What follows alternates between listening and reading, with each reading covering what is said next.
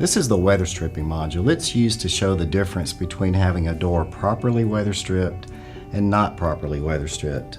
Now, before we get into that though, you first have to determine, do you really need weather stripping? So a good test to do that is to stand inside your home, close your primary door, and then visually just look around the perimeter of the door and make sure you don't see light. If you see light coming in, you have to address that gap. This door has been properly weather stripped. So when I open that up, you're going to see weather stripping around these three sides. This one on the bottom has no weather stripping at all. So I'm going to shut these back and then introduce air to show you the effects of not having that weather stripping.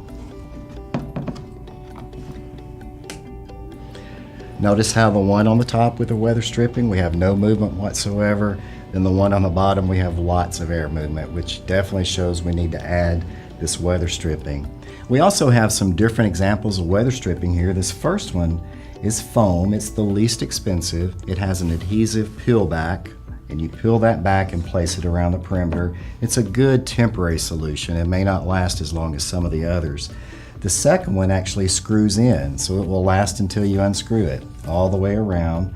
And then these three here are actually friction fit that you just simply by friction place around here. So that covers those three sides. The bottom, the threshold, there's a few different ways to address that. If you have that bottom plate, you can unscrew it a little bit and see if it raises up. And if you still see light, there's a couple of other options. One of them is a sweep.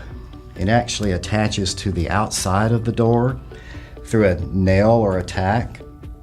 And that way when it's open, you can still open the door, but it blocks that cold air or warm air from coming in.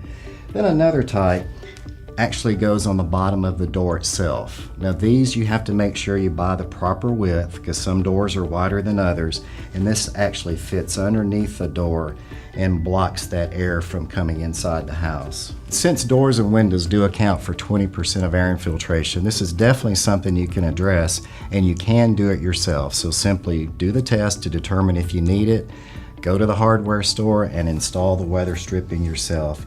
It's a simple, easy thing to do to save money on your energy bills.